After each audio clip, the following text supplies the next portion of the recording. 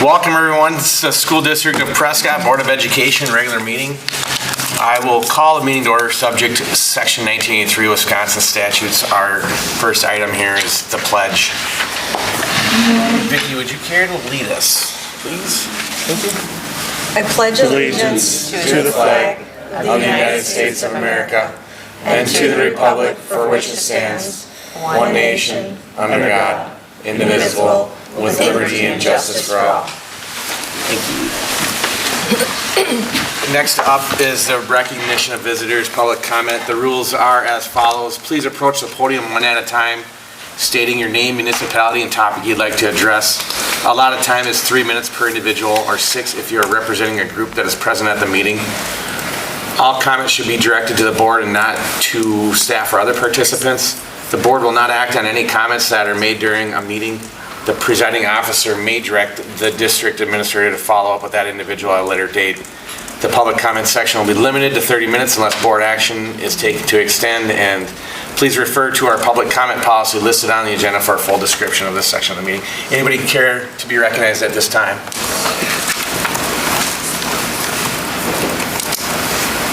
All right, fantastic. We're going to move on to item 4 is good news. Who's up? Kaden Hildebrand. Good evening, everybody. My name is Kaden Hildebrand. I'm the Student Council School Board Representative, and today I'm here to talk a little bit about some good news from around the district from the students' perspective. So the PHS school store, The Nest, has launched coffee deliveries to teachers and staff in all 4 buildings on Fridays. It's been a huge success. Every order helps fund student-led projects to help support the school store program at the high school. On another note, many high school students are looking forward to being partnered with an elementary school carving buddy during the Community Education Pumpkin Carving event tomorrow. This annual event is a favorite for high school students and elementary students alike. At this time, I'd like to invite the middle school members representing the cast of Shrek Jr., the musical, to talk about their upcoming performances.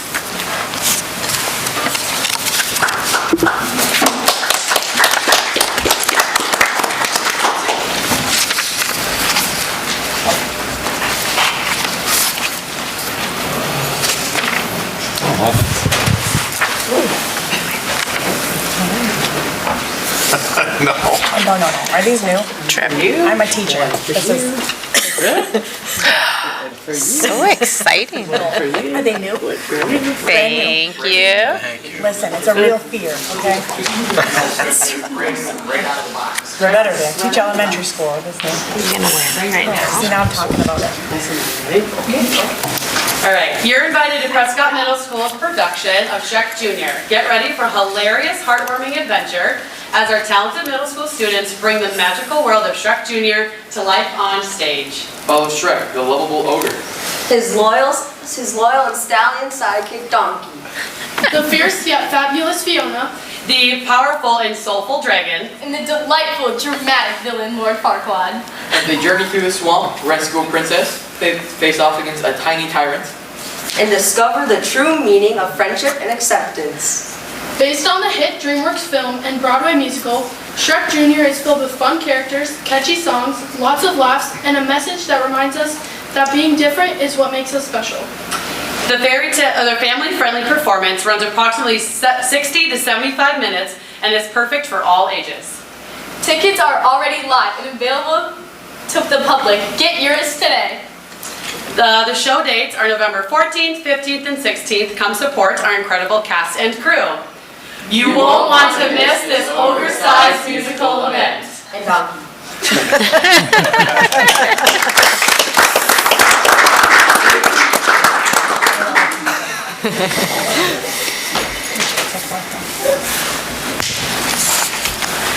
Hi, Sarah Dusick, Malone Elementary Principal. For good news at the elementary building, we just got done in the middle of October with parent-teacher conferences. They were well attended, and then the Malone Parent Committee also had a book fair. That was a success that week as well. She mentioned the pumpkin carving tomorrow. I think we have 84 students signed up for the pumpkin carving. Wow. 92? 120? Oh my gosh. That number went up since I last year. Maybe it's 85 in elementary. There's a lot of kids signed up for pumpkin carving tomorrow. And the high school kids will come and help walk the littles down to the intermediate building. And then I have from Matt Smith, good news from the athletic department is junior golfer Layla Saleh qualified as an individual for the WIAA Division I state meet and represented the Cards well. As a team, they advanced to the sectionals and run our 8th straight Middle Border Conference title. In cross country, junior Kira Dix is qualified for the state meet and will run this Saturday in Wisconsin Rapids. Best of luck to her. And our one-act play has sectionals next Wednesday, and they'll perform Lost Girl in Eau Claire. And he says to break a leg to the casting crew.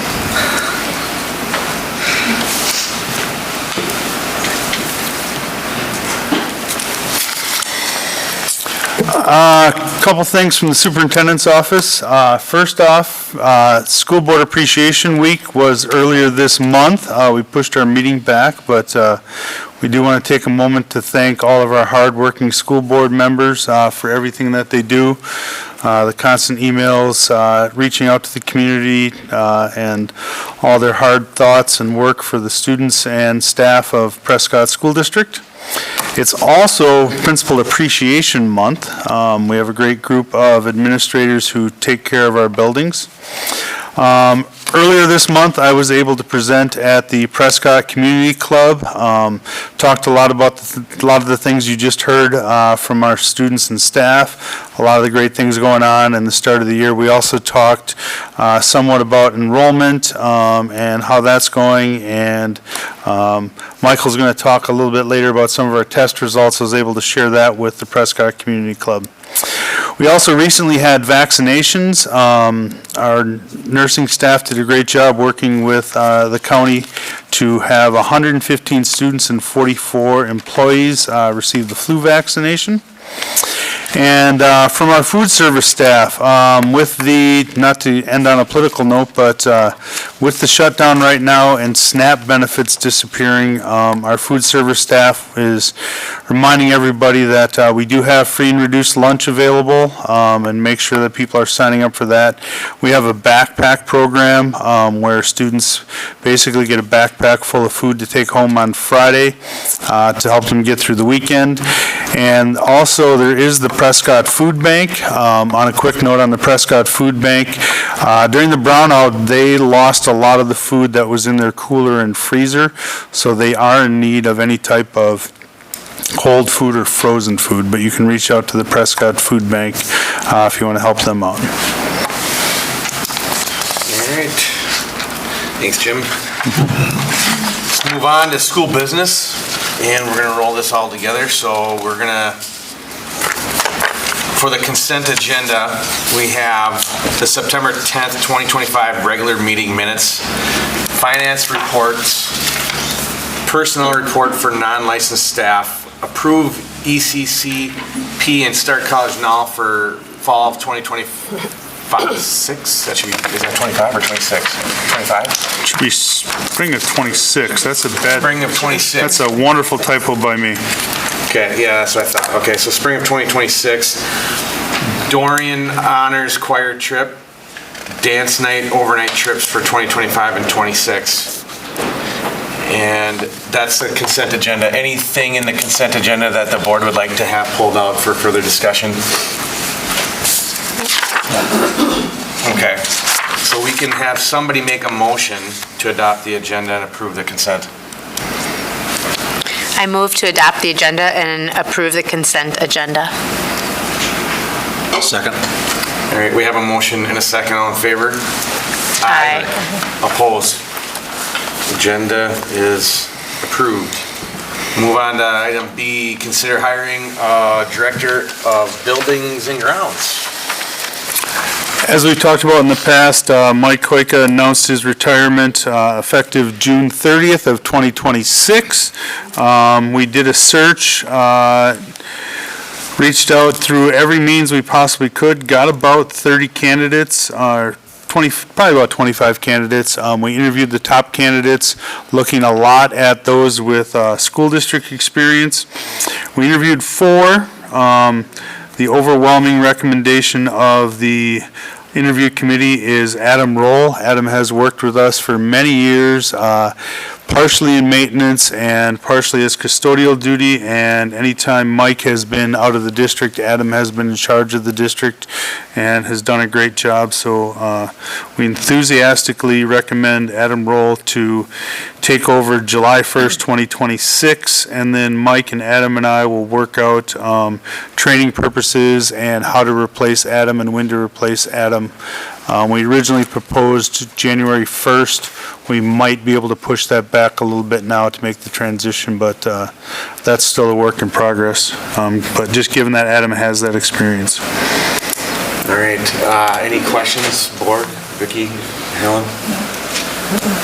Pat, any questions or comments? No questions. It's great to have somebody that's already within the district, so, yeah. Yeah, I'm sure that the rest of the board would agree. This is, we're probably all rooting for Adam, so I'm really glad that he got it. And Mike, we got a good replacement at least. So thank you for helping facilitate that and helping us make the decision or helping approve our proposed Adam. So appreciate it. This is a great call. I completely support it. And you just hit my question, Jim, but like for Adam's backfill, we're going to probably look at sometime. When will that interview process start, you think? We'll probably start doing that early December. Let's be honest, Thanksgiving's coming up here pretty quick. Probably early December. We'll post it internally first because we probably have quite a few qualified candidates internally. If we don't find any internally, we'll post it externally, and we'll keep rolling that process forward until we end up with an external candidate. So. Yeah, glad to see we're able to promote from within. So great. All right, we can take a motion here. I move to approve Adam Roll as our Director of Buildings and Grounds starting the 26-27 school year. I'll second. We have a motion and a second. All in favor? Aye. Opposed? That one carries. Item C is the consider addendum of the 25-26 staff handbook. So we talked about this a little bit last month in the information and discussion, and if I can get it up on the screen here.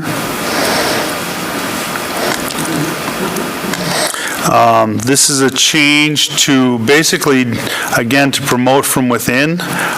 We are looking at how to support, given that it's getting harder to hire candidates, sometimes with certifications, and I know this has been done in the past over the years, but we want to put this in the handbook so everybody gets the same treatment. But basically, 100% of a new license, if we get a teacher who we can't hire who's fully licensed in the area we need to, for example, we're looking for a special education teacher and we can't find one and it's getting towards July, August, we hire a strong English teacher and then ask them to get their SPED license, or take one of our own English teachers and ask them to get a different license, a science teacher to get their math license. The district will pay up to 100% of the cost of a new license if we get to pick the program or agree to the program. If they want to go to a private college, we'll pay up to 50% of the cost, up to $7,500. And then basically we're asking them to sign a 4-year agreement, and if they break it earlier, then they pay back the district part of the cost, because we want to promote from within. We want to build our own, but we don't want to build them and then have them leave to another district. And I will say most of the districts in CISA 11 use something similar to this. Helen, did you have any questions on that? No, I think it's a good idea to get the qualified staff that we need. Vicki? No questions. Tanya? No, I think this is great. We've been talking about this for a while. There's license areas right now that are really hard to find good candidates in, so sometimes we do have to promote within, or we hire someone that's not quite there yet, so that's great. My question would just be around if this was run through lawyers or anything like that, just to make sure, since it has to do with reimbursement and all that kind of stuff, and contract type language in the handbook? We did reach out to the ASA lawyers, and the ASA looked at it. We didn't reach out to our own counsel, though, no. And the ASA lawyers are fine? Yeah. Yeah, okay. Like I said, we also reached out to, like I said, CISA 11, and at least half of the districts have something very similar. Yeah. Great, that was my only question. Yep, no questions. Yeah, me neither. This is a good addendum. So we'll consider a motion here. I move to approve an addendum to the staff handbook for the 2025-26 school year. I'll second. All right, we have a motion and a second. All in favor? Aye. Opposed? That carries. Item D, consider adopting resolution authorizing a taxable tax and revenue anticipation promissory note for cash flow purposes in an amount not to exceed $1 million. So we've done this for many, many years with First National Bank. We have never tapped into this $1 million line of credit. Basically what this is our Fund 10 balance kind of goes up and down throughout the year. We get a large payment, property taxes in January and again in the summer. So if something were to happen and those payments were to be delayed at the state or local level for some reason, this would basically allow us to have a $1 million line of credit we can draw on to make sure we can make payroll. Again, it's never happened, we've never had to use it, but it costs us nothing, and it sure is nice to let our staff know that if some type of hiccup happens, we can cover one payroll. Talking to First National, if that ever happens, we'll probably be having an emergency board meeting and changing the $1 million to a $2 million to get through 2 payrolls. But again, it's just in case there's some type of strange delay. I want to note for anybody listening that the federal government being shut down right now has no impact on this, but this is for that once-in-a-lifetime situation. All right, Pat, any questions? No questions. Tanya? This for years. Yeah, no question, we've done this for years. It's been a very long time since we've had to tap into it, just because of good fiscal responsibility. So it's good to have just in case, though. Vicki? No questions. Don? No questions. All right. Probably Can can. take a motion here. I move to adopt the resolution authorizing opening of the line of credit with First National Bank River Falls not to exceed $1 million. I'll second. We have a motion and a second. All in favor? Aye. Opposed? That one carries. Lastly, board adoption of the fiscal year 2026 levy and finalization of the annual budget.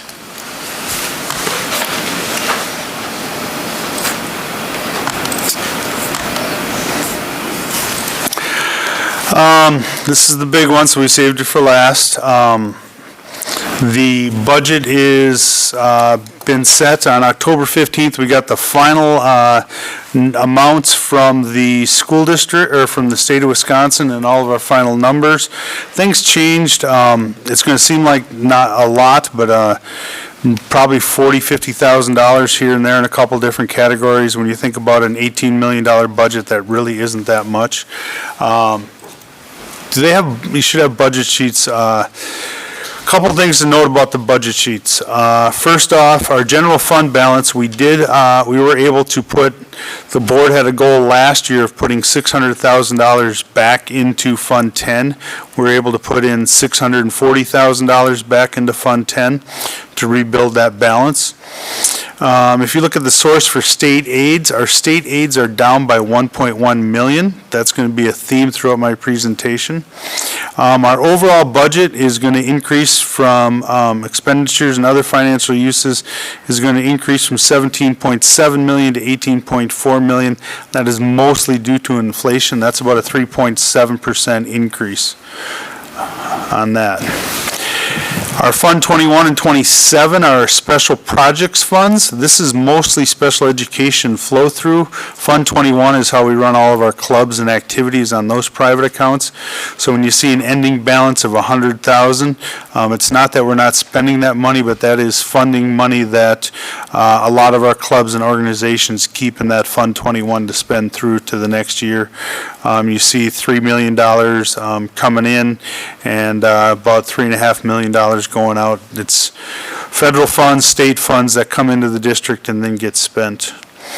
Our debt service funds are a combination of referendum, the construction referendums, but also our energy efficiency upgrade money. So that is where our debt service funds come in. And then our capital projects funds, this is Fund 46 balance. You're going to see our expenditures go way down from 5.4 million. They go down quite a bit. Well, why is that? That's because we finalized the 2022 referendum. So most of that work is done. There are some things that are still on this year's budget, including the bleachers in the middle school and some of the other items that happened after July. Food service fund, ideally we take in what we spend. We increase the cost of the meals to project to do that. We don't know what's going to happen to food prices with all of our tariffs. So this one is one we'll keep an eye on, but it is one that we're hoping to balance out this year. And then same thing with the community funds. Ideally, we take in what we spend. Traditionally, this is the PCR, the sports, the little kids sports, and also the community education fund that Penny does a great job running. They do a very good job of balancing their budget, and most of what we spend through Fund 80 is just covering their expenses and some of the coaches' expenses. So our local levy is going to go up this year, and I'll talk about that in a minute, $1.1 million, and we are proposing an increase of $40,000 to the community service funds. In the past, we've been covering middle school athletics and activities. We're through Fund 10, so a combination of the increased costs for some of our community service stuff, like I just talked about, the PCR and the community education. We are looking at, between that and the middle school funds, increasing that one by $40,000. Our total budget is down 13.45%. Again, that's mostly due to less construction this year. Just like last year, it went down 15.6%. The big construction year was 23-24. Our levy is going to go up 9.72% if the board adopts it, and that is what we're proposing we adopt. So our revenue limit is $8,524,269. Our community service fund, which is Fund 80, we're proposing raising that to $265 from $225. And our voter-approved debt is $3.8 million. That is mostly the high school and then the 2022 referendum to improve the other buildings. You add all those numbers together, you get $12,605,947 for a total local tax levy. And I want to talk a little bit about where that comes from. It's based on an outdated formula set in 1995. And each district has a different revenue limit. They're not all the same. It's always a combination of state aid and property taxes. The state sets that amount based on a per pupil fund, and that per pupil fund has been set since 1993. If you happen to be a student in Gibraltar Area School District, your number is set at $25,089. Gibraltar Area is over by Green Bay, by the way. South Shore up by Bayfield and Ashland, you're worth about $19,000. A Prescott student is only worth $12,962. If we were funded like Eau Claire students, who are at $13,800, the Prescott School District would have an extra $1.1 million available. The $12,970 roughly that we get for a Prescott student right now has the $1.2 million referendum money calculated into it. This is the first year it gets added to basically our revenue limit at about $960 per student. So as our enrollment continues to decline, the taxing ability, the levying ability of the board is going to decrease for every student by $960 more. So we don't, that $1.2 million that was approved by the voters last year now is built into the cycle, and it does not stay at 1.2. It's based on students. So, some funding facts. Our state aid this year was cut by $1,058,000. $1,058,777. Basically, for the first time in over 20 years, the state of Wisconsin said we are giving $0 extra to all of our local school districts, and they divided up the pot, and the pot gets divided up by the entire state. So as school districts like Milwaukee and Madison passed giant referendums, that took money away from 71% of the school districts in Wisconsin. They also had the $3.25 per pupil increase, and again, for the first time in over 20 years, they said we're giving no money towards that. Pass that on to your local taxpayers, which leads a total decrease of $1,450,402. So if you take a look at it, our tax levy's going up by $1,117,236. At least that's what I'm recommending. That's $333,000 less than our decrease in state aid. A lot of that is due to decrease in students. Yes. I have just a quick clarification, just so you are on the same page. The $325 per pupil increase, so that was kind of factored in when we built out what we were going to referendum for, that we would get that money from the state. That money, the state basically said, we're not going to give you any money. You can raise your cap, $325 per pupil, but we're not going to give you any extra money for it. Exactly. So if we jump back to the little picture thing, that's actually what I'm coming up to here a second. If we look at the pictures thing, the amount of state aid decreases, so the only way to keep the pitcher full is to increase the local taxes. So they said you got to pass that $325 on to your local taxpayers, and that's true for all 421 school districts in Wisconsin. Because the reason I bring that up now is because when we went to referendum, that was factored in as money coming from the state. It is no longer coming from the state. It has to be pulled from local taxpayers. Yes, for at least for the next 2 years, because it was passed as part of the 25 to 27 biennium budget. Okay. Anybody else while I'm paused? Jump in when you need me. I got a question slide at the end, but feel free to stop me at any time. But yeah, like I was saying, that per pupil increase and the cut in state aid, all of that gets dropped on local taxpayers. Again, that's over $1 million. $1.4 million decrease. So the only way to keep doing all the great things we're doing here in Prescott and to keep what the programs going that, frankly, a lot of them that were restarted after the $1.2 million referendum passed, is to pass a lot of this burden on to local taxpayers. We're also not keeping up with inflation. That hasn't been going on since 2008. That is part of the state funding formula as well. In 2008, they decoupled us from inflation. We'd have about $3.9 million more to invest in our students if, again, they had tied their contributions to inflation like they had pre-2008. The $325 that Evers passed for 400 years to combat inflation hasn't even kept up with inflation. It's not going to keep up with inflation. On the bottom of the slide, you'll hear a lot about special education funding going up to 35 from up to 40%. We've been told to calculate it at about 35% because that's based on total spending. Another factor that's draining us is, well, not draining us, but passed on to local taxpayers. In the Prescott School District, we pay $53,000 from Fund 10 for private school vouchers. That money comes off the top before the state, any of the public schools get money. And statewide, it's quite a bit. Appleton itself is paying over $7 million for people going to vouchers, private voucher schools. Our special ed this year, we are planning on transferring $1,973,974 from Fund 27 into Fund 27, our special education fund, from our general education. Again, the state says this is supposed to be 42%, but that 42% is based on last year's statewide total, so it doesn't factor in inflation. And it's one giant pot statewide, so as every district around the state draws it down, if the districts go up in some of the big school districts, the amount of money we get goes down. WASBO, the Wisconsin Association of School Business Officers, recommends that we budget actually getting 35% in reimbursement.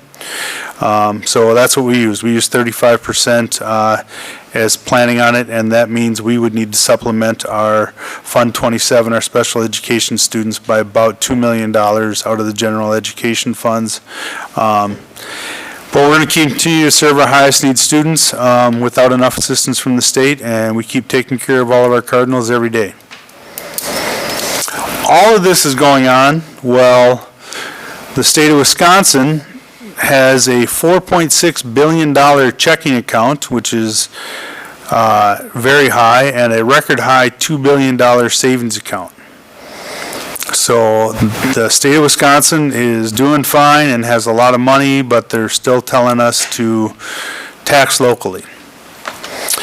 So where does this end up with us? We end up with a mill rate projected to be of $8.19. That's an increase of 42 cents per $1,000 on equalized aid. And I'm going to tell you right now, equalized aid does not work, and Beth Lansing over at the City of Prescott has been great, and I got a slide coming up that will show you that. But we are required by law to calculate it on equalized aid, which basically is looking at a statewide average. I can give you a half-hour explanation on it, but essentially that's what it is. So our increase on a $300,000 home in Prescott should be about $126, but I'm telling you right now that's going to be low because property values in Prescott are high. That would be if your house was the average house in the middle of Wisconsin. And we all know Prescott's a wonderful city to live in, so part of that impacts us. So again, that equalized value is the state adjusted value minus the tax apportionment amounts. It ensures fairness across the state, and it's used by counties, schools, community colleges, situations like that. Our assessed value, which is what your taxes are actually going to say in December, are set by the local assessor, vary by the municipality, and that's the one that's actually going to construct your December bill. So you will not see this amount, and I'm telling you, I know this amount's wrong, but it's how I'm required by law to calculate it. So I reached out to Beth Lansing, who's been wonderful and did a great job, and gave her our exact levy amount and an equalized mill rate of 8.19%. Beth gave me a lot more information than this, but I didn't want to try to get into every different house and stuff like that. But essentially in Prescott, your mill rate's really going to be 8.0, Oak Grove 10.14, Diamond Bluff 11.19. If you live in the township of Clifton, it's 13.21, and Trimble is 8.12. If you look at the chart down on the bottom, that's an increase or decrease per $100,000 in value. So in Prescott, it's going up about $51.18. I told you my calculation shows you $42, so it is higher. Oak Grove is higher, etc. Trimble Township did a reevaluation in 2025, which caused their assessed value to increase, which in turn drops their mill rate. Most home values have seen a significant increase in value, so a house valued at $300,000 in 2024 is now valued at about $500,000. They would see an increase in taxes of $135 per $100,000. So yeah, we know that what we show you isn't exactly right, but it's what we're required to do by law. Those are your per district ones. And again, Prescott is a beautiful city to live in. My example I always use is Beloit. The mill rate in Beloit right now is 1.08 for last year, but your $350,000 house in Beloit is worth about $120,000, and you don't get the excellent school system and the excellent city services that you get in Prescott. So the state's school funding system has been unfair since 1993. The lack of inflation has limited our funding ability since 2008 by $3.9 million, which leads us to a lot of local referendums. We passed one last year ago. The 25-27 state biennium budget led to no additional state funding for all local or for education and put it all on our local tax base. It doesn't keep up with inflation for the $325 per student, and it must be paid for by local taxpayers, so that's an extra almost $400,000. In addition, we kind of get the challenge of having our state aid decreased by $1,058,777. I am recommending to the board that we increase local taxes by $1.1 million to offset this $1.4 million loss in state aid, all while the state sits on a $6 billion surplus. There is information here for people to contact. There's a lot of questions that can be asked politically. If you would like to talk to me and have a one-on-one conversation about why I'm recommending this, I encourage you to send me an email or give me a call and we'll set up a meeting. But you can also reach out to your state senator, your state representative, or Governor Evers' office. My final recommendation from me and Kara, our finance director, is to protect the great work that we've been doing in the Prescott School District by passing the budget laid out in the budget publication. This is going to protect our students and staff and programs that we were able to reestablish in the last couple of years. It's going to protect the value of our community, including our property value. And given the system that Madison has set up, we are essentially $1.4 million decrease, and it's my strong recommendation that we increase our levy and set a total levy amount of $12,605,947 with an equalized mill rate of $8.19 per thousand. Let's start down here. Tanya, do you want to ask any questions or you got I don't have so many questions. I know that this was a conversation that was had at our annual meeting when we looked at the budget and stuff like that. I just continue to advocate that people within our community reach out. I don't know if that last slide is maybe something worth putting up on our district site someplace, just to make sure people know who they can reach out to, ask questions, advocate for school districts. You did mention that we are levying about $333,000 less than we could potentially do. Well, the $333,000 mostly comes through our decreased population. Okay. That's where we're losing. That's where we lose that 333. Yep. Okay. So, I guess I don't really have any questions. We continue to work hard and do what we've got to do for our kids. We did decrease, that you mentioned the decrease. We decreased our overall budget and all that stuff the past handful of years when we needed to, with referendums not passing.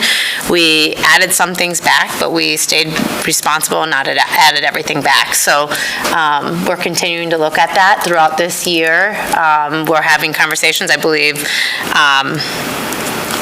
probably every meeting, we're having conversations about what we're going to do with all of our properties. Should we keep them? Should we not keep them? We're talking about doing some more studies on enrollment and all that kind of stuff. So we're continuing to try to lessen that burden onto taxpayers as much as we possibly can. But when we get decreases in funding, or I shouldn't say decrease in funding, although it kind of is. I know it's related to enrollment and state funding and stuff like that, but we have to continue to service our kids while trying to find ways that we can tighten up what we do, which we'll continue to spend, I think, a lot of this year doing. So, yeah, no real questions. I think we have to, that's what we have to do. Pat? Yeah, no questions. I mean, we've been talking about it for a while. I think this is the second or third month we've seen a similar presentation. Yeah. It's unfortunate. I'm not going to repeat everything that Tanya said. I think that Jimmy did a nice job with the transparency on the equalized value versus assessed value and what that's going to mean for people. So I think it's a great opportunity for people to reach out if it's not making sense. So I do appreciate that. Thank you for doing that. And thank you to Beth and the city too for their partnership as well. So I really don't have any comments. I think Tanya well said. So. Vicki? Yeah, I don't have any comments that are any different really than anyone else. This is where we're at, so yeah, you got to reach out and got to let your state representatives and state senator know what's going on locally. I think a lot of times, again, this part of the state tends to get forgotten. We're a little too far away from Madison and even, from our representatives who live a little more towards the middle part. So yeah, just reach out, and I guess that's about all I got. Yeah, I guess the piggyback, a lot of the same. We're asked to do more with less. Prescott has supported the school and their students, and so now it's time for Wisconsin to do the same. So reach out, be loud. Jim, I don't know if you have the actual fund. I just want to have something to look at. I don't know if it's the first slide or whatever it was there. Yeah, maybe. Yeah, that one right there. So I'm going at it from a perspective of what a taxpayer is going to think in Prescott and the surrounding neighboring townships. Why is my taxes going up? Why is my school district portion of my taxes going up? And I really want to just point out again, for the third straight meeting that we've had, state aid went down 1.1 million, right there, right? 1.1 million. But the local taxpayers have to pick that up, which is under local sources, source 200, I believe, right? That's the 1-3 cells above that shaded one. So if you look at those, it's almost identical 1.1 million. That's basically saying the state took away 1.1 million of funding and passed it on to the local taxpayers to fund. And if we choose not to increase local taxpayers by 1.1 million, then we're cutting programs and basically decreasing educational opportunities for kids and so on. Basically where we were last year with the referendum. So when people ask the question, why is my local school district portion of taxes increased on my tax statement, because we know we're going to get it, that's why right there. Mainly, there's a few other factors, but that's the message I think we need to make sure people understand, is that state aid went down, local taxpayers had to pick it up, right? Hey, Mike, can I pause that quick? Yeah. Real quick. So, when we say the state aid went down, and I know part of that is some of enrollment too, but we had to make forecasting decisions back then based on guidance that we had been given and trending that we were seeing, right? And is it fair to say, Jim, I think there was a slide on this, that guidance and or the trending that we were seeing did not come to fruition, and that is a part of the 1.1 deficit in state funding. Is that correct? Yeah, that's a big part of it, because there's a company called Baird that advises about 80% of the school districts in the state of Wisconsin. So they are the experts, but also talking to the superintendents and the financial people up at CISA 11. It's been over 20 years since $0 was added to everything, to any of the funds, both out of the $325 per student, but then also to the giant pot that there is of state aid. And personally, what frustrates me, not as a Prescott superintendent, but as a taxpayer, is there's a big promotion, $1.5 billion for education. What they didn't put in parentheses was funded by local taxpayers, because that's where it all goes. None of that extra $1.5 billion, not a penny, came from the state of Wisconsin. They're saying you can spend $1.5 billion statewide, so every school district is in this place. But you don't get any more money from the state for the first time in over 20 years. Sorry, Mike. No, and I appreciate that. Anybody else want to jump in at any time, just please do if you have any questions on it. But from our perspective, that's got to be something we need to be able to defend as a district and as school board members when the question comes. Look at my mill rate. It jumped up a lot compared to last year when we voted to approve a referendum. And that's something I think we need to be able to explain. And this is, unless there's more to it or a better way to do it, this is the best way I can think of, is state aid went down roughly what the local tax levy went up in, close to it. There's a few other things in there. And the other thing that was forecasted was the 325, that we were going to get additional money from the state, which we used when we forecasted to go to referendum, right? That money was going to come from the state. It's not coming from the state. They're basically saying you can increase it 325 per pupil, but we're not going to give it to you. And that was forecasted in when we built out our projections. So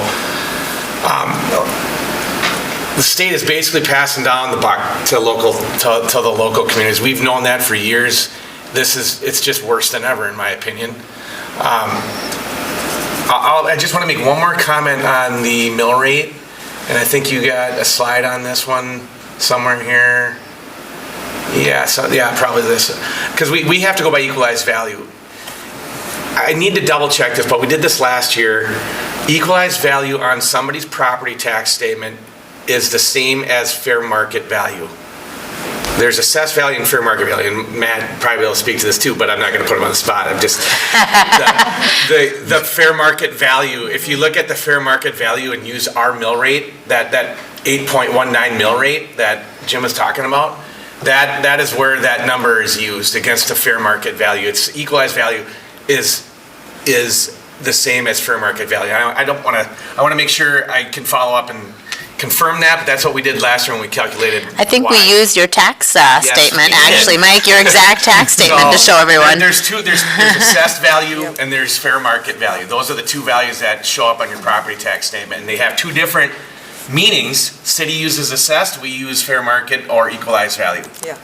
And that's you can use that to calculate how you get to that number as well. Yeah, but either way, you're still paying the same amount of money. It doesn't matter. It's the same amount of money either way you look at it. Well, so back to the state not putting any more money into what's available for the 421 districts, correct? Correct. Part of what did that money that's available, you said it shrunk because larger districts, the big districts passed referendums, so then that changes some numbers there. But the voucher program, has vouchers being paid out increased this year compared to last year? The amount of per pupil has increased quite a bit. I don't have those numbers at the top of my head. I do know, for example, that in the Appleton School District, it's over $7 million just for the school district of Appleton. And then what goes to vouchers comes off of that big pot that the other 420 districts are supposed to share? Not directly, but it influences it. But it So, influences yes, as they add money to the voucher accounts separately, but that does influence how much money is left in the state aid. But the biggest impact on the state aid is the fact that no dollars went up, and like Madison and Milwaukee, like we passed a $1.1 million referendum. I think Milwaukee's was 85 million or something like that. So it's a bigger piece, and the bigger school districts take more of the pot, and that leaves a lot less for the rest of us. Yeah, I just want to make those 2 points, Jim. It is what it is. This is what we're dealt with. If we want change, it's going to happen at the state level. I mean, that's the bottom line. If we want the state funding to change, it's been like that for 30 years. So. We're just looking at your tax statement to kind of verify the language. Yeah, none of these are allowed to include the school levy tax credit yet. That doesn't come out until December, so we can't put that in there. So it'll be a little bit less than this, but again, the big impact is from that lack of increase to the total pot in state aid in any way, all while they're sitting on $6 billion in surplus. And we could kind of project what the number was going to be. We had an idea of what it might be from the state, but we didn't get those actual final numbers until just recently, correct? You get the final numbers October 15th, and I apologize if I've been a little repetitive over the last couple months. Some of our numbers have changed by, a bit, but yeah, we've kind of known this is coming. Jumping back to, I think it was Pat's comment,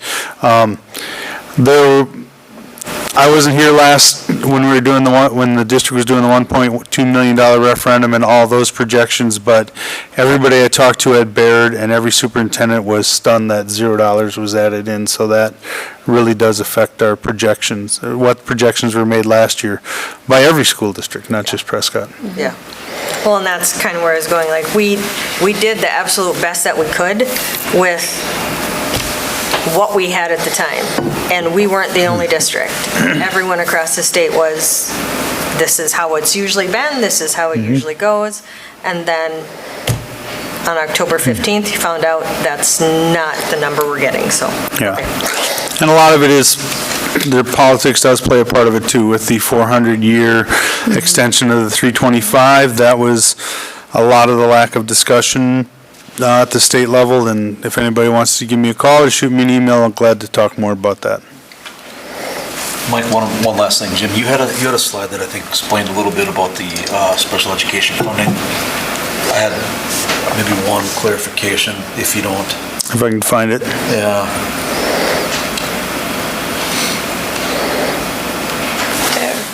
There you go. I think bullet point number 3. Well, the whole slide. Can you try to explain Okay. a little bit more about what that means in terms of it's one pot? So it's one pot. It's allocated. So basically what the state of Wisconsin does is it looks at all the money that every school district in the state of Wisconsin spent on special education last year, and they multiply that by 42%, and they say, this is how much we're going to pay. They're making a prediction. A prediction. And getting into finance, the difference is, the good point for the state on that is they know a dollar amount. It's 42% of that number, and they put all that money in a pot. What we would love to see as a school district is 42% of our actual costs, but they don't do that. So what they do then is throughout the school year, Kara works with Sandy Strand, and we submit all of our costs throughout the entire year, and we say this is how much they did, and the state of Wisconsin figures out proportionally how much every school district spent and divides up that pot. A good example is we were supposed to get, and I'm doing this from memory, with the early college credit that we just approved, we were supposed to get about $1,600 per credit back from the state of Wisconsin last year. We got $1,350. Because as more kids take every college credits, which we love and is great, but as they do it statewide, we never hit the amount they project. So that's why WASBO is saying go with about 35%, because when you take that entire pot and you divide it up, you're going to get between, they're saying 35 to 38% instead of the 42 they're predicting. Part of it is just inflation too, just because it's 42% of last year's money. But that one big pot divides it up. If all of a sudden, just to pick a school, Green Bay School District decides to give every special education teacher a $40,000 raise, they're going to take more money out of that pot, and that's going to impact us. Green Bay is not going to do that, but that's just an example. So, but as private, physical therapy, occupational therapy, deaf and blind services, as all of those continue to increase, it doesn't really end up getting to 42% ever. That makes sense. Thanks for the additional color there. All right. I think that's good. Good discussion. So if somebody wants to make a motion here to approve or adopt the budget, we can move on. I move to approve the adoption of the fiscal year 2025-2026 annual budget as presented with an overall local levy of $12,605,947. I'll second. We have a motion and a second. All in favor?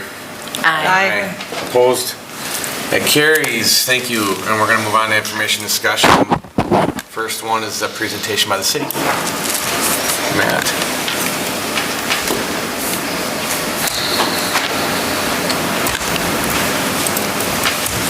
I feel like I'm addressing you, Courtney, so I'm going to turn this.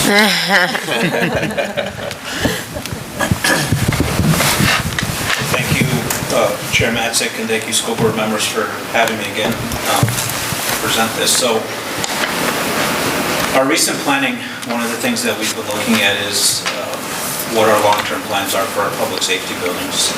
Both our fire, police, and EMS buildings are slab-on-grade pole structure buildings. So what we've been trying to look at, there's a number of repairs that need to be done, a number of issues that we're seeing. So we're trying to come up with a plan of what that looks like in the next 5 years. Do we invest in those full structure buildings knowing that there's not a great long-term viability in there, or do we look at something longer term where we combine them all together?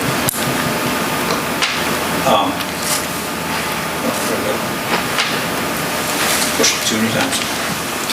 So what we ended up doing was hiring Cedar Corporation, who was our city engineer, and looked at two different options. Option A was design a building layout that had police, fire, and city hall combined, and then the library would take over all of what the current building is. Or option B, look at just hiring or having a combined police and fire, and it should also, EMS would be in there as well. EMS is contracted through Atlantic currently.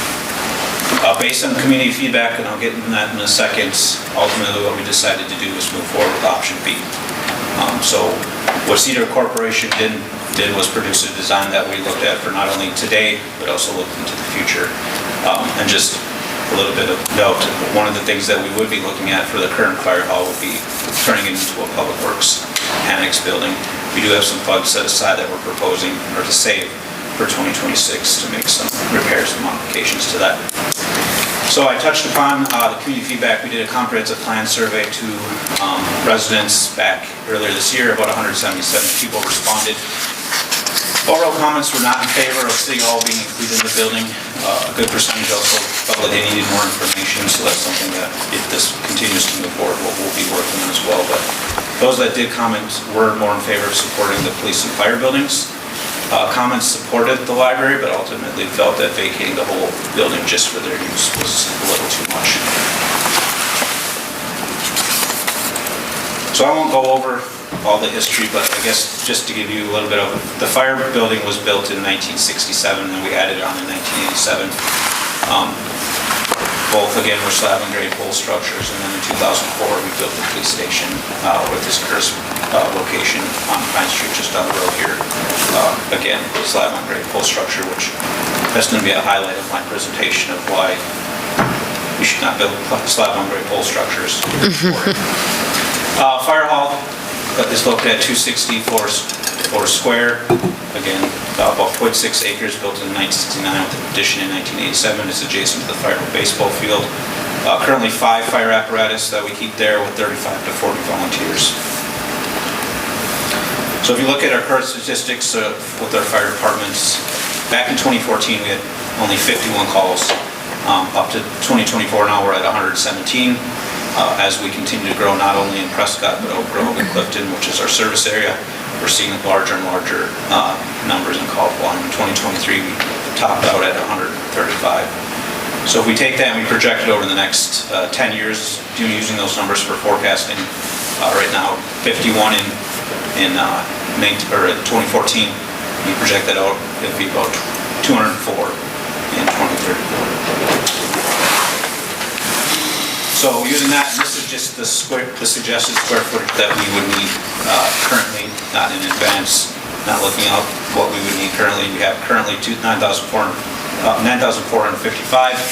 We need about 10,120. Just over quickly what we're seeing in terms of deficiencies: lack of storage space, kitchen outdated, poor flow traffic management in terms of emergency response. We have really no ingress or egress. The whole thing is pretty much you can access the building. And obviously this isn't ideal, especially when it's across the street from the current baseball field. Additionally, since it is a slab on grade pole structure, we're continuing to see moisture damage in the newer addition. It's an area that we struggle with constantly, is dealing with the flooding that occurs, and also since, also as a result of that, we don't have any frost or flooding protection. Our infrastructure inside the building is also aging. That includes our emergency generator, bathrooms, kitchen, flooring, and the outside siding is now starting to wear through. So the police building, this was built in 2004. It's about 2.1 acres. Adjacent to City Hall. It was constructed back in the time when we had a dedicated EMS, so if you look at the building layout kind of there in the lower right-hand corner, you can see about half the building was really meant to be EMS, half of it was meant to be police. Now as we've transitioned, we still have EMS there, but they occupy a smaller area.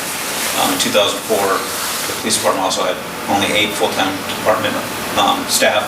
Now we have 12. So the problem that we're seeing is as the department has grown, ultimately what we've had to do is transition a lot of those members of the department into the far side, so it's just a really poor layout for efficiency matters for the department itself, not to mention some of the other building items we'll go over. So police, in 2014, we had 1,513 calls. That includes 911 traffic stops, police assistance. In 2024, now we're seeing 3,997. Again, if you project that out over the next 10 years, in 2024, we're expected to be about right now 5,792. So again, we continue to grow in terms of our needs for both these departments. Some of the deficiencies we're seeing in the building, right now we have 4 bays. The vehicles are double parked. Modern police stations, the one ingress door that you go in and one egress door you go out. The one large parking area that allows you to freely come and go. Ideally, that's what we would set up in a potentially new building. We lack many of the security amenities with this current structure we're in. Our roof is leaking, especially during heavy rains, that needs to be replaced. Since it is a wood pole structure, it retains moisture better than other materials, resulting in mold due to moisture buildup. We also have a hard time with the full HVAC system controlling that, and that's what you see in that right-hand pictures in the summer will result in wet carpets. And then finally, you can see, since it's a slab on grade, our police department and officers often have to deal with rodents climbing the wall, and unfortunately unable to leave. They die there, and they have to deal with that smell. So this is, again, looking at what the police department currently needs, not on future growth, 12,965 square feet, and they currently have 10,116. So in conclusion, why we're looking at this is all kind of why we're looking at this. A new and updated building with improved accessibility and security, focus on emergency resiliency, no pole sheds, adapt new energy efficiency standards, create enough storage for departments, implement new technology improvements, and provide for future expansion and flexibility. So ultimately, Council on August 12th decided to move forward with some building design scenarios.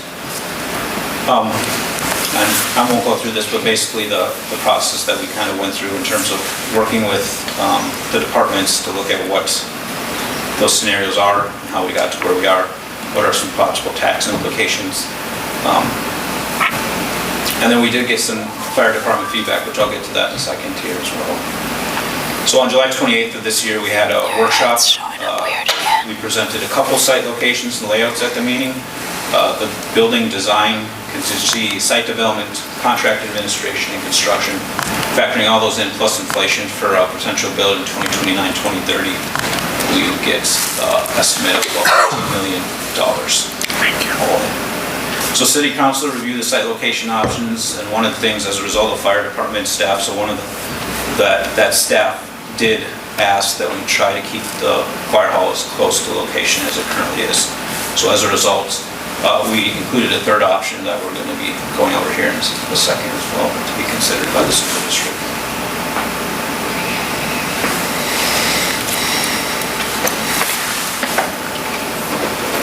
My pointer stopped working. Did it? There we go. Button on one option. All right, so just to include all the options, option 1 is within our Prescott Business Park. This was about 150 acres that we purchased back in 2022 for expansion.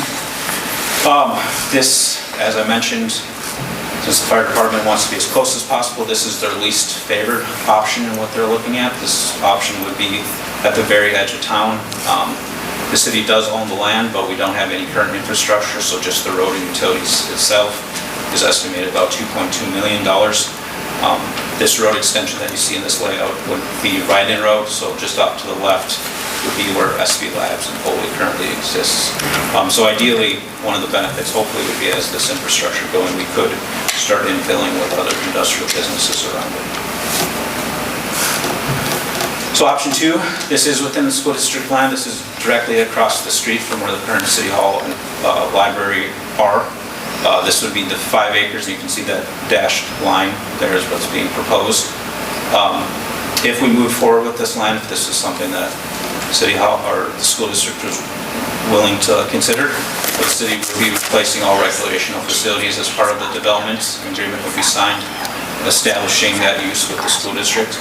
So you can see within the map, basically what's being proposed, there'd be one softball field that would be removed, and then also additionally to the north, I believe, the school district currently uses that for soccer and flag football. So some of the options as we're looking at, this concept plan has already been approved. This is in Fairy Wonderland Park, what used to be St. Craig Bluffs Park. So this is a lot of the work that's been done by the Fairy Wonderland Group or Healing Play Inc. They're a nonprofit. They've been doing a lot of fundraising, a lot of great work. So the city, as part of this plan in 2027, will be putting in a parking lot, 21 stalls, installing restrooms, upgrading or painting line striping on Pearl Street, and then also the addition, ideally, of if we move forward with replacement of that softball slash flag football field as well in the lower left-hand corner. Additionally, within Great Rivers, right now we have 10 acres that has been dedicated for future park development. So if we move forward with this option, we want to work to develop a concept plan, not only to replace the softball field, but also develop the park in a way that has a long-term future use in what the needs are for the community. So then the third option that was asked to be included would be if the city moved forward and purchased the fire hall field. Obviously, this is the scenario that the fire department likes the most because it would be directly across the street from where they're located. In this scenario, it'd probably be more hands-off, at least from the city. We'd be more so working with the school district to come up with a price for, I believe, for replacement and purchase that field, and then work through, obviously, the school district would then be figuring out how or where they want to put the new field itself. So what we're looking then for in next steps is really, this is just the intro level discussion to see if the school board and the school district is even willing to consider either any or none of these options. Obviously, we completely understand if you want to stand pat and stay with what you have. That will then allow us to take what feedback we do get from the school board and the school district to determine what our next steps are. And really at this stage, it is possible that the city may not move forward at all based on the projected costs and the funding. One of the things, though, we are finding out quickly is that if we are going for grants or discretionary spending, they want a dedicated site in place, they want full building plans. So a lot of funds have to be really put in place and to move forward, so that's what we're working through now. If the project does move forward, the construction of the facility would not be scheduled until 2029, so any and all park replacements would need to be finished prior to the end of 2028. So with that, I'll turn it over to the school board for comments or questions.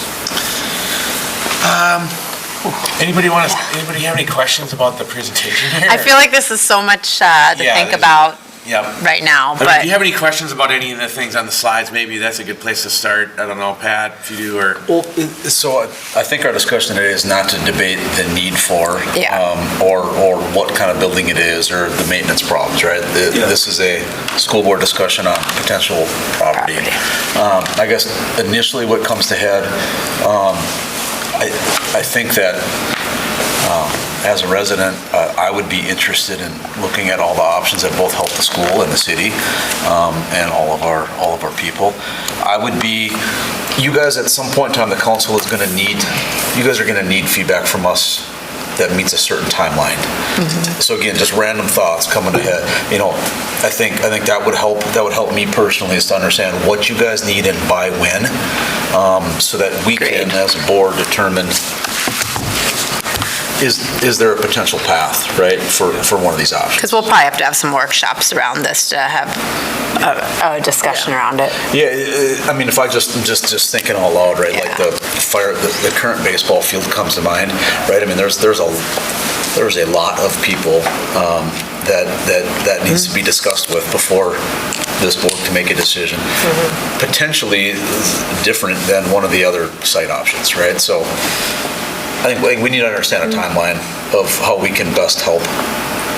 Yeah, I would say so we're not asking you to make any firm decisions in terms of, I would say though in the next 2 to 3 months, if you're even willing to entertain these options, with the idea then that we can start engaging some of these people in terms of, because the thought process is we need to start from the top and work our way down. So for instance, the baseball field scenario, get the board's input if that's even something that wants to be considered, so then we can start talking with Crazy About Baseball and then things like that in terms of what are the next steps and what are the options.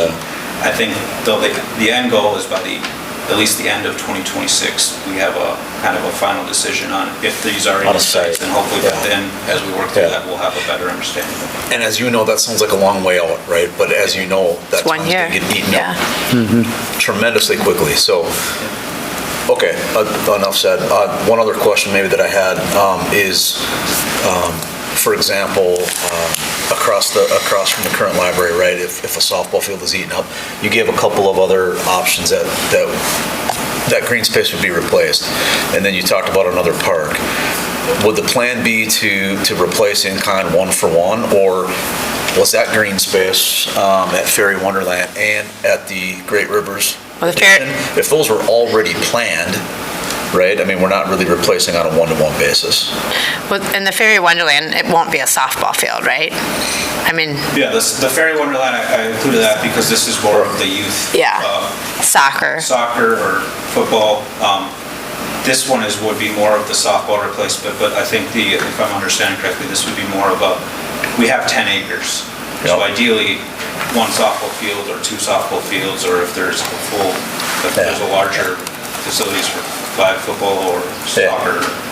And I guess my question, oh, sorry, Mike. No, I guess my question is, if it's already part of a development agreement that this 10 acres already has to go in, I guess my question would be is if it should be 10 acres then plus a softball field.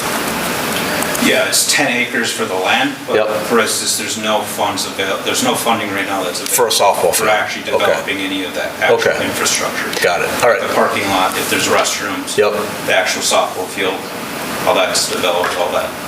Where is this located at? I know where the Fairy Wonderland is. It's on 570. It's where? Isn't it outside of town? On Hollister, on 570. Yeah, that's kind of what I was wondering. Okay, yeah, that's what I was thinking. So it's not, so right now we use like the fields, whether it's baseball, softball, whatever, we use them for the school district, right? So it's not in walkable distance for our students or anything, right? It's the further out of town one, okay. Okay. Okay, and this is just kind of a question because I just don't know, and it's probably super obvious to everybody else, but who pays for the rebuilding of all the fields? What we're proposing right now would be the city. The city would? Okay. Okay. And then who would do the maintenance on the fields? Well, the city would be the one that would be doing the capital in terms of planning, although the one thing that we don't have that, like if there's line striping, so part of the agreement would be the city would, like, for instance, cut the grass, do the capital planning in terms of long-term planning for, that's kind of like our cap agreement. But if there's actual line striping or maybe, if there's a softball field that needs to be, we don't have that equipment, so that would be the one item. I want to open it up over here too. Helen or Vicki, do either of you have any questions or? So many, but, okay. So option 3, right? So if I'm getting this right, just so this is the field and then our storage units, right? That it would go all the way, okay. Yep. Hold on. So say we sold that or whatever that went, this baseball field, just because I'm not wrong, would be replaced, could be replaced on our property, by the high school, right? On our property, is that what we're thinking?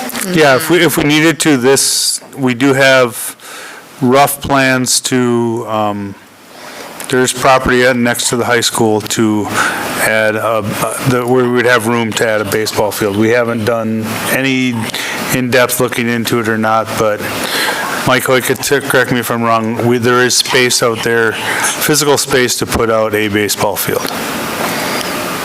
Yeah. You have 88 You also gotta be cautious of, you got your cross-country course.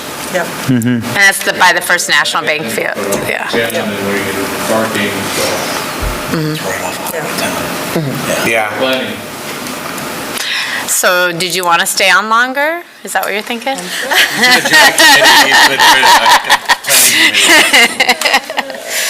Any other questions, Helen or No. Vicki? No, I don't.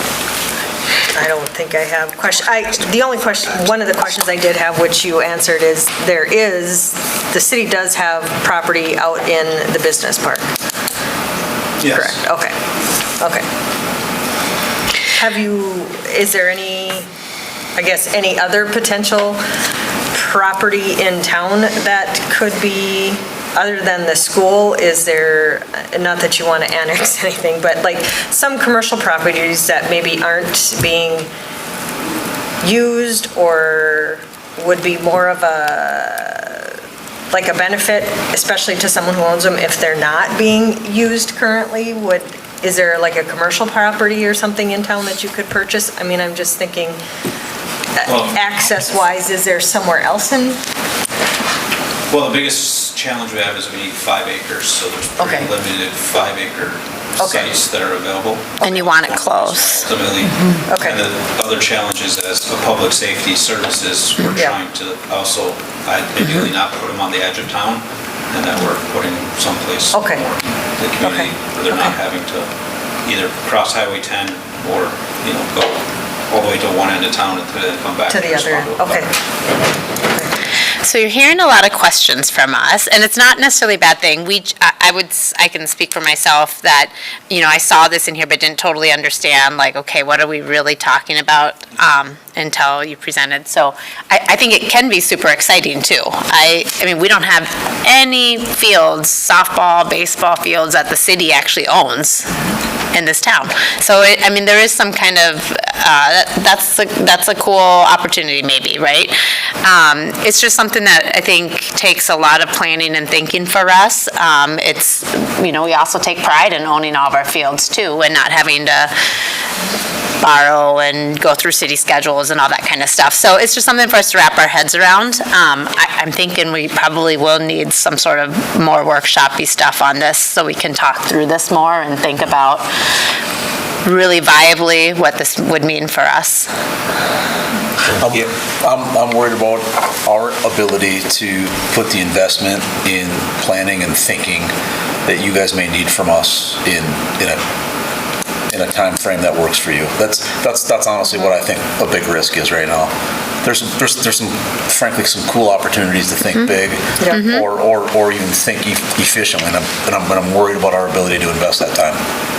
It doesn't mean we shouldn't or can't or won't, but that's a risk right now. I think from our earlier presentation on the budget and all of that, we're pretty aware that we're going to be needing to make some changes here in just the district next year, the coming years, whatever, that we're going to have to work on too on our end.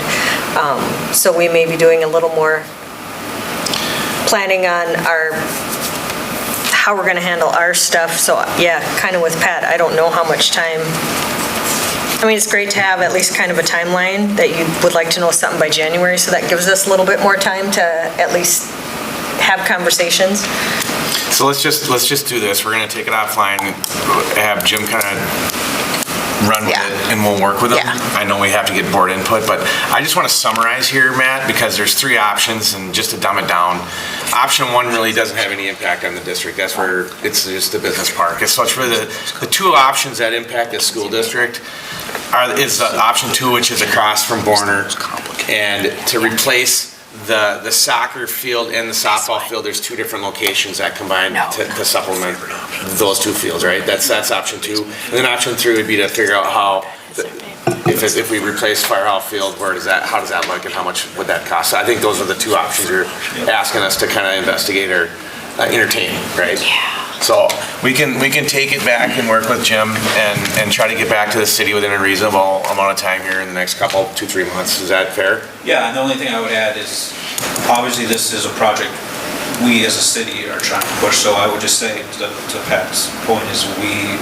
want to be, if there's opportunities where you say we were willing to consider this, we want to be a huge partner in trying to plan this, and we don't want to just say, okay, school district, we're going to dump it on and figure it out. Yeah, I think that's what we would need. There's a lot of questions that we can't get answers to right now, and I think we're going to have to just dig in, and maybe that's something, Jim will have to So, extra time off. and I heard you say within the next 2 or 3 months, you just want us to come back and say, yeah, we're going to entertain this at least. Yeah. And then we'll work together the next year on what it might look like and make a final decision at some point there. Or say, yeah, we don't want to move forward with these. Yeah, sure. We'll understand that. Yeah. We'll understand that, and then that will give us at least the direction. Yeah. We can start looking at it. Yeah.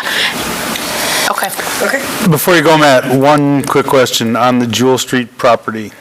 We have that listed as closed session because that's a negotiation item. Do you want to comment at all on what you and I have talked about with the city on the Jewel Street option?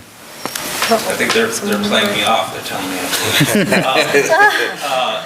I guess the only thing that has been discussed is that, from the last time, was that, the certified survey map is obviously something, if we move forward with it, the city would take on as a cost and we would pay for that part. The other thought was that, in lieu of the line to the north being sold, possibly, we don't know for sure, was that the idea was that we would offer 10% of whatever that land sale is, if or when it happens, so. Is that the 13 plus acres, or which land are you That's talking the one at the end here. They just want the 100-foot right away. The 100-foot. Yeah, at the end of Jewel Street, to extend it. It's that dead end kind of But it's cutting 100 feet off the end of that 13 acres, right where the road is. Okay. Okay. Thank Anything you. else? I'm Good. Thanks, Matt. Thanks, Matt. We're gonna move on to teaching and learning update. Item B, Michael Kozlowski. Evening, Board.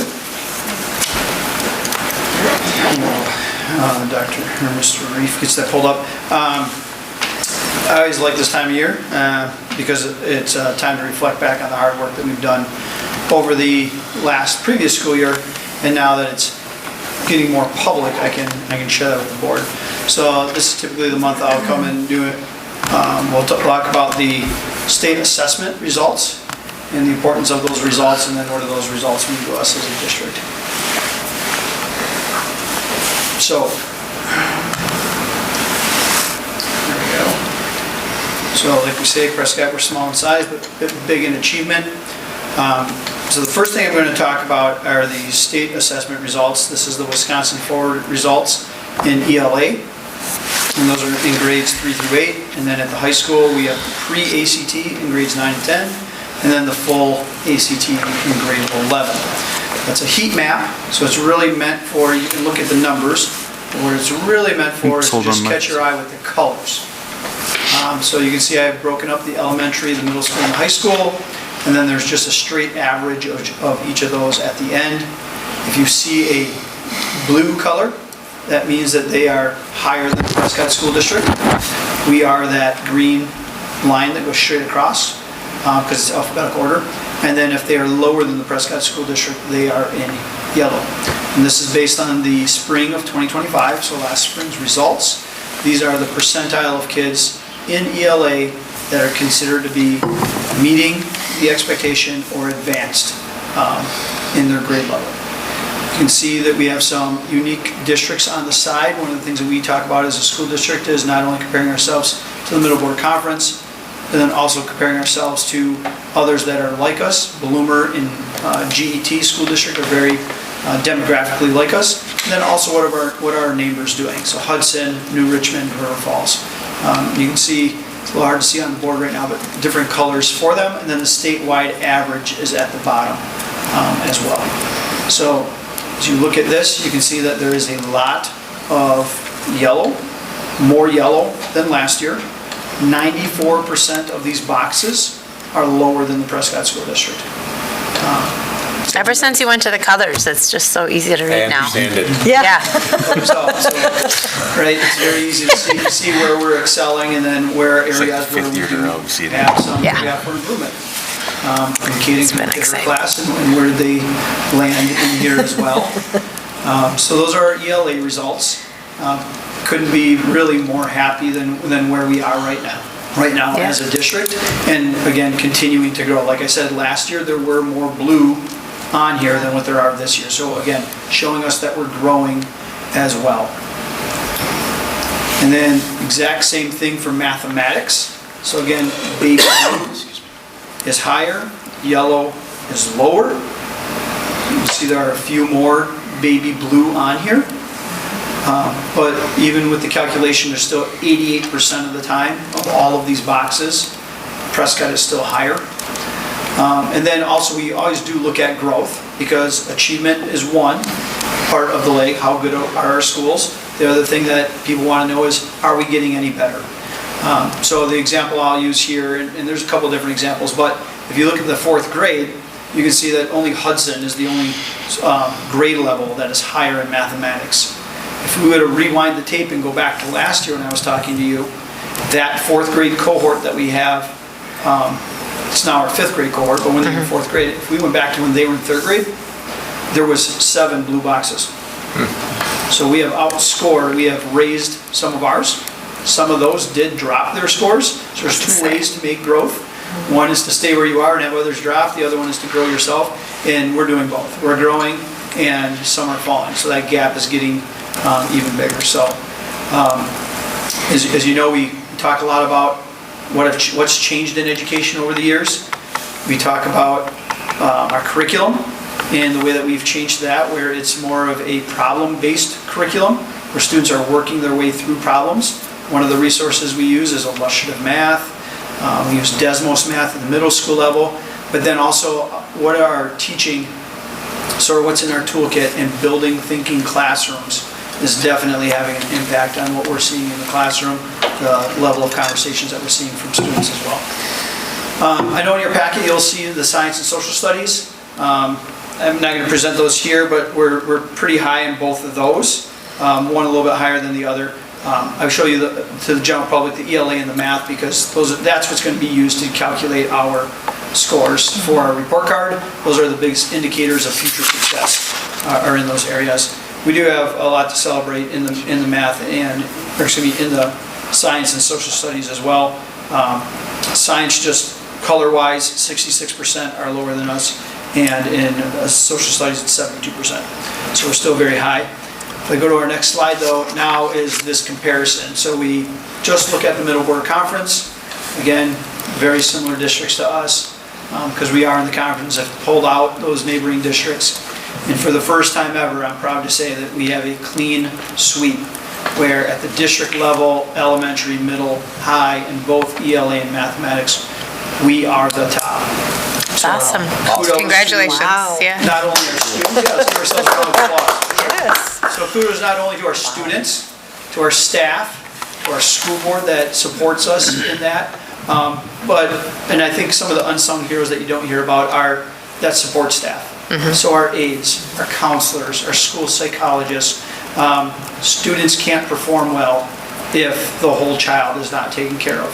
So the fact that we get the performance that we get is because of all of those other things and supports that we have in place for our students beyond the academics. So thank you to our staff for their committed dedication to that. Again, to our school board for supporting us in those initiatives that we go through. And again, I get phone calls every year. I was just talking to someone when the preliminary numbers came out from another neighboring school district, and again, they want to know what's the silver bullet. And the silver bullet, I always tell them, is a dedicated staff with dedicated time for their craft. So what's been the biggest difference for Prescott School Districts? Collaboration Monday. Hands down, bar none. That is why we're seeing what we're seeing. We know it's a burden on our community, but it's definitely a burden that is also paying off for our community as well. How many years are we into Collaboration Monday? 2021. We piloted during COVID, so that was 2021. We piloted a little bit then we repiloted the next year at a grander scale, and we also cut the hours down. Remember, originally it was a 2 or 2.5 hour. Now we're down to a 90 minutes. So some people still refer to it as a half a day, but a day is not 3 hours long. It's a 90-minute early out. So this is year 3 of us having that as a regular thing on our schedule. And this is where we're at. And this is where we're at. Yeah. Awesome. All right. Any questions or comments before I shift to now the report card? Is this shareable data at this point? It's 100% shareable. This became shareable end of September. You can fact check any of this on the Wise-Public website is where you can find all of these values. Thanks. Just one quick question. I hesitate to even ask it because this should just be celebrated. I'm going to leave it as such. There was a point in time in the past, though, when you talk about cohort to cohort, where we do see some dips, and then what we do, at some point in time, that data still will be shared out, though, right? Yep, we'll talk a lot more about that on the report card. I can tell you just by looking at these numbers, if you were to go back, our now juniors, when they were in 10th grade, that cohort has been a cohort we've been tracking since 3rd grade. Yep. They were the below state average reading, right at state average mathematics group. Yep. By the end of 8th grade, between 7th and 8th grade, we weren't sure what happened, a miracle happened. They somehow became the highest scoring in mathematics that we had ever had. Right? And that just shows you the long dedication, the long haul of even if you start low, many years of long dedicated work, you can get to high areas. I think that was the year that we put math intervention. Yeah, we had to do We hired. Yep. I just remember because my daughter was, Right. we have our kids that same age, and it was going into that high school year that we got an interventionist. We had an interventionist. Again, 1 year, what was the impact? What would have been the impact had we started that sooner? All those questions that we have. They held serve 9th grade. They actually grew a little bit from 8th to 9th grade. And then from 9th to 10th, they dropped. They dropped quite a bit. Sure. So we've been talking to our staff, hypothesizing, looking at, what are the root causes of that? What are the things that were in place that aren't in place now? Also talking to students. Talking to my own child who did not score nearly as well as a sophomore as he did as a freshman. What happened? And part of it is, and you hear this every year, and Ms. Hildebrand can vouch for it, part of it is the test itself, the test day itself, the length of it, the burnout of it. It is burnout. Sure. It is part of it. To that end, I can share with you that both the ACT and pre-ACT are changing this year. For that reason, exactly. They are actually decreasing, don't quote me on my numbers, I got a lot in my head, I think 44 less questions on the ACT. Also about an hour less of testing. So that's going to have an impact. The other part that's going to change with the ACT, because this is changing on the national stage also, is right now in your composite score for your ACT, you have English, which is really conventions and spelling and all those things. So you have English, mathematics, reading, and science. That's what the traditional ACT is. State of Wisconsin, we also do a writing, so we get an ELA score. They are now going to drop the science out of the composite score. So this year's junior class, when they get their composite score, it will be English, math, reading only. They will get a score for science because that's a requirement in the state of Wisconsin. They will get a score for writing. So they'll still get a STEM score and they'll still get a ELA score. But no longer will the science be part of that composite. I'm just looking at Kaden over there going, dang, 1 year off. And there should be students like Katie there cheering and saying, man, that science really is what brought me down. And then there's going to be kids like me that said, man, that science really brought me up. Yeah. Right? So it goes both ways. Sorry. Yeah. Thank you. I remember But yes, we definitely look at the growth. Good. And we look at, when we do our data dig in August, that 2-day data dig. Yeah. We are looking cohort to cohort. We are looking student year 1 to student year 2. We're down to the student level on those days. I remember how excited we were to have started, starting to collect the data. And now you guys have years worth of data, and to see the trending, and then being able to identify, well, this might have happened here and this might have happened here, and here's what we did, here's what worked, here's what didn't. I mean, I'm just speaking for myself. I would love to see that, and great job. Cool stuff. Mike, what year did you start as our curriculum director? 2016-17 school year. Okay, yeah. And I know because you're the one up here presenting, but a lot of this really goes to you too. And everywhere I go, I say, well, you don't have a Michael Kosmowski. So, and I think just keeping your laser focus, and you're very intentional about teaching us. You're very intentional about staff. I think it's having that consistent person in your position for all these years helps us with our priorities and moving forward. So we owe you a great deal of thanks too. So thank you. I enjoy it. All right, shifting gears just slightly. Now all of this data and information is going to go onto the report card. So our 2025 report card, just a general overview for the general public. There's 4 areas: achievement, student growth, target group outcomes, and on track to graduation. Achievement really is just that. It's looking at both your math and ELA. Depending on when a kid enters a school district, they have to be there for a full year. So some kids are only there from 1 year to the next. Some kids are only there 1 year. Some kids, this report card actually is going to have only 2 years worth of data. A lot of times they have 3. Talk about why in a minute. But you have to be there for a full year. Same thing for growth. If a kid comes, they have to be here 2 years in a row in order for them to count towards our growth. The growth is value added, and all that means is that they take all the kids in, let's say, 6th grade math that had this score when they were in 6th grade, and then they track them to 7th grade. And then they say, okay, those kids that started that score, where's the average kid? So there's average growth. And then did you beat the average or did you not beat the average? The lowest group outcomes, that is our bottom quartile of academic students. So the achievement of those academic students, they track them from year to year. That cohort changes. They basically get a mini report card. They look at their achievement, they look at their growth, they look at the other indicators, absenteeism, reading scores, those things. So they kind of get a mini report card, but that kind of tells you the health of your special ed department, because a lot of those kids are special ed. It also tells you your multi-level system of support. What are you doing for your tier 3 and tier 2 kiddos? So that really gives us an indication of our low achieving kids, and are we closing gaps for them or not. And then the on track to graduation, again, they use the indicators of 3rd grade reading, 8th grade math, and then your absenteeism graduation.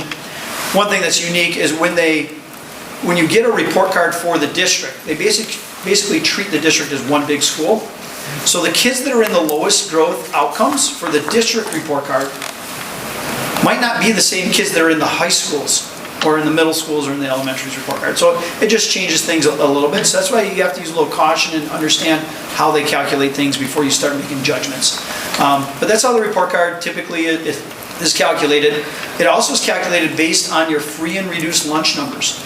And Mr. Reef was talking about earlier now, encouraging people, if you need the assistance, apply for the assistance. We dropped by over 3% of free and reduced lunch over the last 2 years. So what that means on our report card is, because we have less students that are from socioeconomic, is our achievement counts for more than our growth.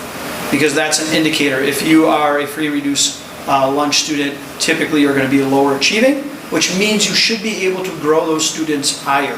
So therefore, our neighbors down the road, I believe Ellsworth, a couple years ago, I looked at them, they were over 40% free reduced lunch. So their report card is calculated drastically different than ours, because their achievement does not count as much as what their growth counts for. So again, that's why it's important that we always look at both. Where are we in terms of overall achievement, but then the growth as well. So that's one of the areas for us that's going to change slightly for us, more for others. The report card itself truly is, it's based on the old calculations, but it truly is sort of a new starting point for a report card. And the reason why is because they renormed the forward exam 2 years ago. The forward exam used to be normed based on the NAEP, which is the National Assessment Test for Achievement. That really was a growth model. Here's the example. In order to be considered proficient in in 3rd grade math, you had to be in the 51st percentile. So typical bell curve. However, by 8th grade, you had to be in the 72nd percentile. So you had to have more than a year's growth every year in order to reach it. Well, now we've renormed it to align with our neighboring states, to align with most of the country, and it's closer to that 50th percentile in every grade level. Right. Well, by them doing that, all of a sudden you had more kids that were meeting and advanced. Not really the advanced, more of the meeting kids. Well, then that looks like huge amounts of growth for a district, all because they just shifted the scale. So, when they got to the report card, they said, we can't calculate it the same way anymore. We can't base it on overall achievement as our norming, because everyone's achievement went up. So now they're basing it on growth this year. Well, that led to other changes. So one of the changes is just the category that you fall into. Are we significantly exceeding meeting? They all grew between 1 and 2 points in order to be in that category. If you remember last year, our middle school was 83.0, 83.1, something like that. They finally met significantly exceeding expectations. This year with that same score, they would not be there. They would just be exceeding. So that's changed a little bit. Other things that have changed, these are all new changes. Again, I just talked about the 2 years worth of data because that's scale adjustment.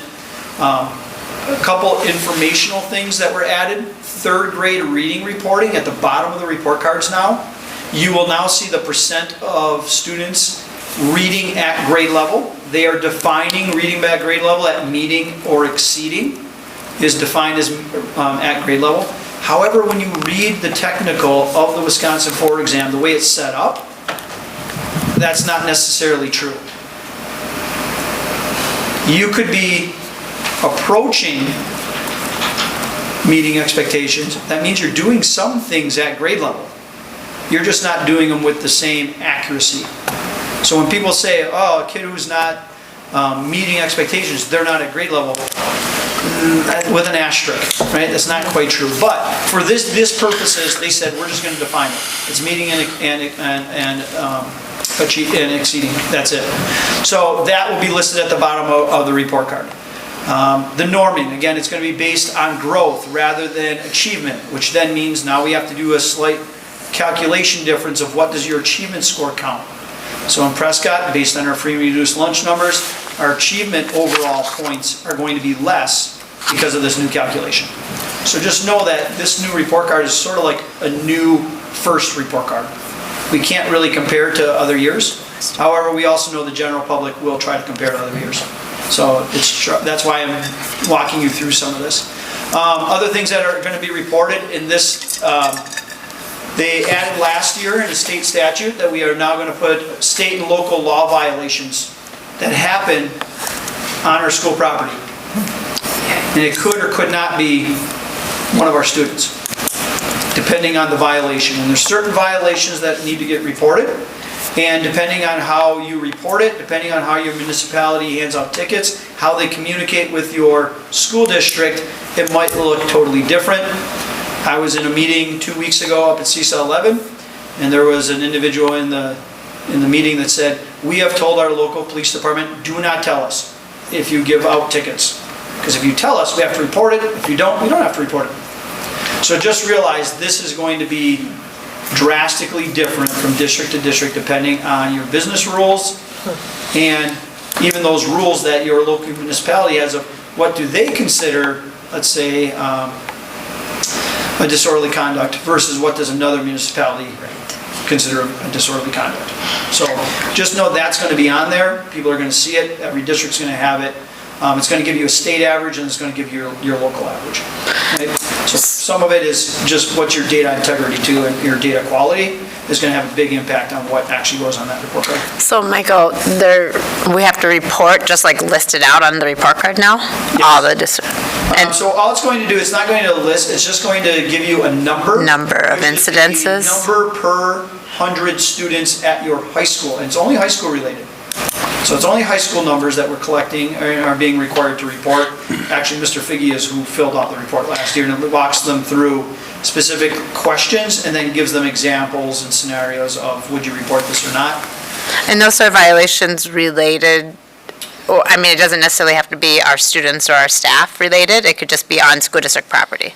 Yeah, so if somebody gets pulled over at 1 AM and they happen to pull them over in the high school parking lot, it gets reported. If they pull them over in the middle school parking lot, it doesn't get reported. They are looking at hopefully updating the law by, because I think the intention was what happens during school hours, but that is not the way it's written.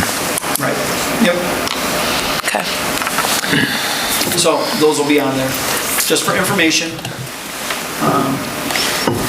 And then whatever people glean from that information.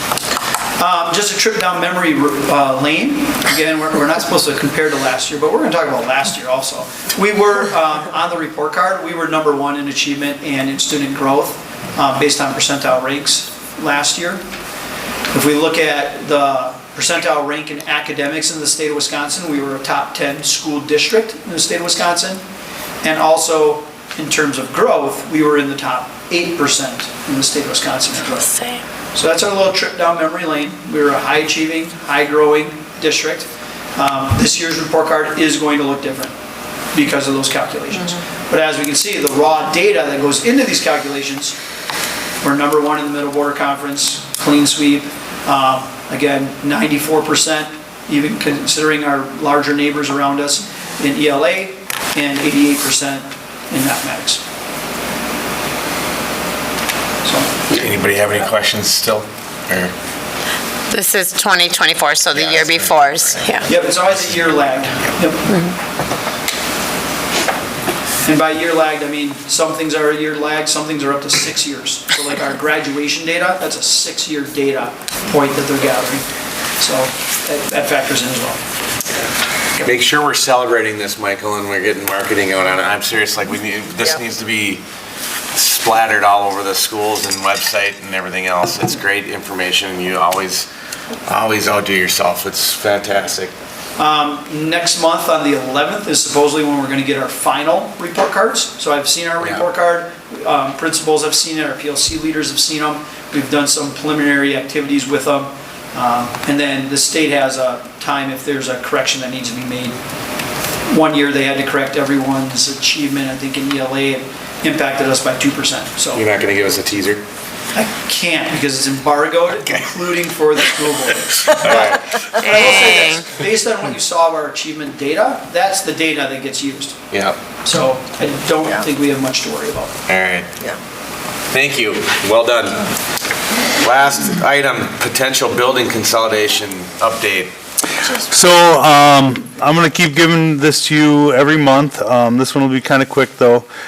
We have contracted with the Applied Population Lab out of the UW-Madison to do a population study to determine what ideally forecast for 20 to 25 years what our population will be as best as accurate as they can. Obviously, the farther they go out, the more challenging it is.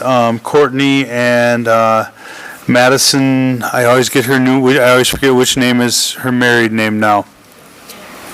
Madison Skinner are working with her. I've engaged 2 commercial realtors to take a look at the value of the Prescott Intermediate School. I've reached out to a third but haven't heard back. The admin team has been talking about this at our bi-weekly meetings every single time.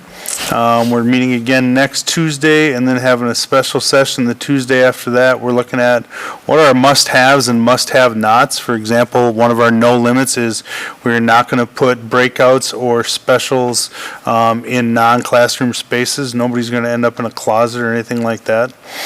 And then start looking at some potential moves for grades to different buildings. We're also going to talk a lot about the educational value of keeping the Prescott Intermediate School. We know our population is going down a little bit, but by the same token, Michael just spent a great deal and did a great job presenting all of our numbers.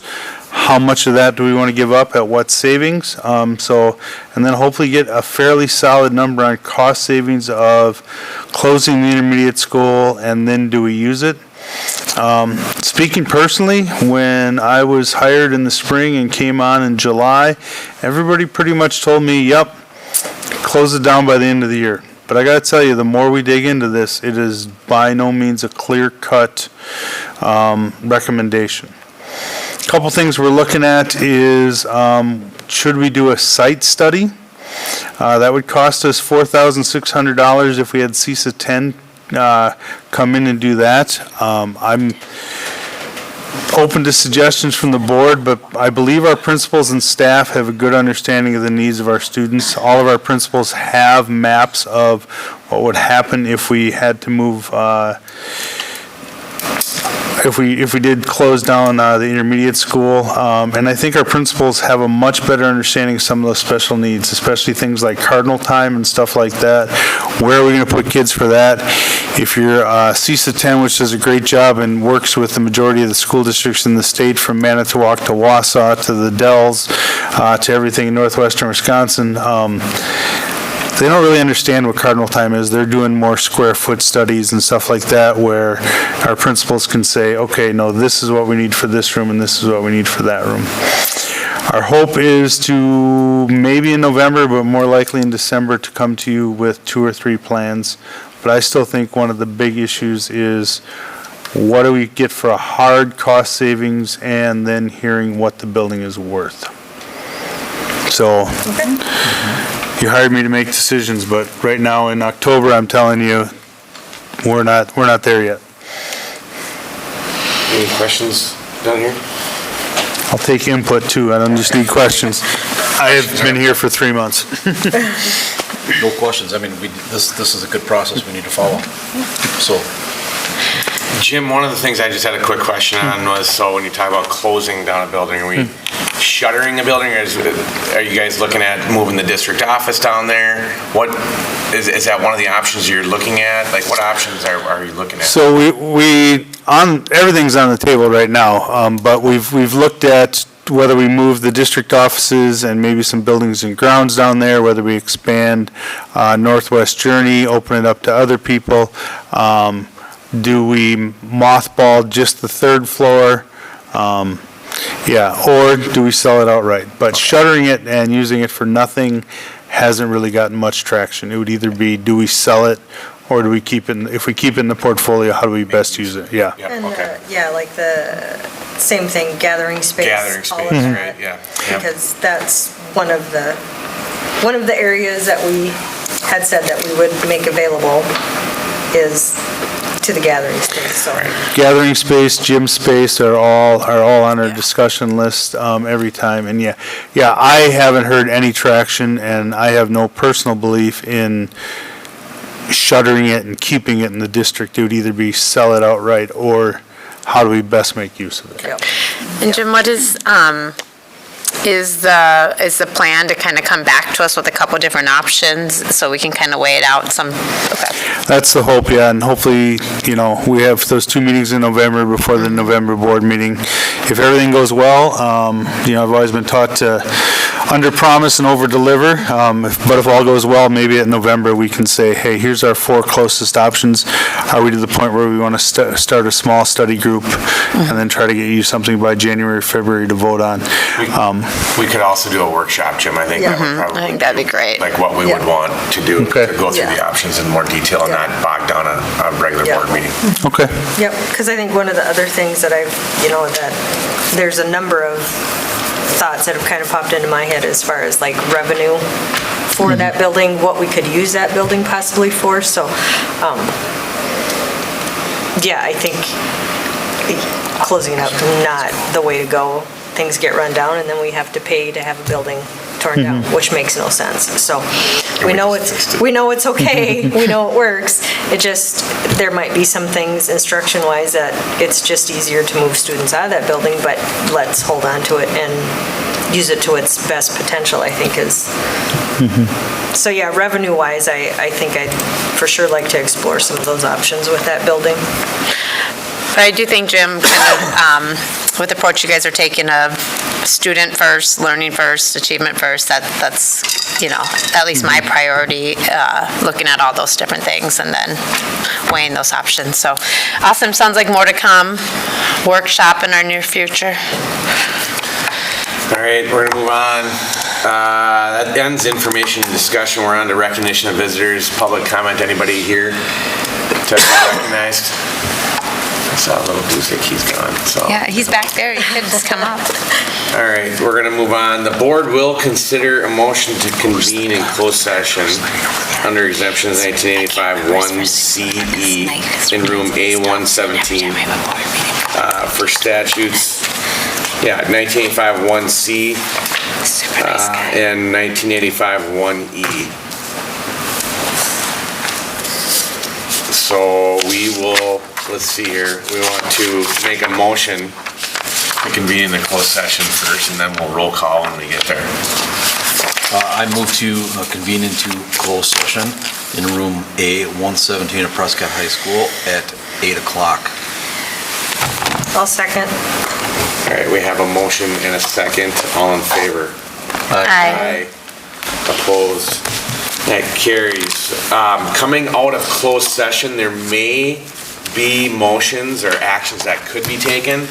We are going to open out of closed in A117, and we will we'll take any action items in A117 with an open door. So we're not going to come back here, but we could potentially have motions done in open session after the closed. So thank you.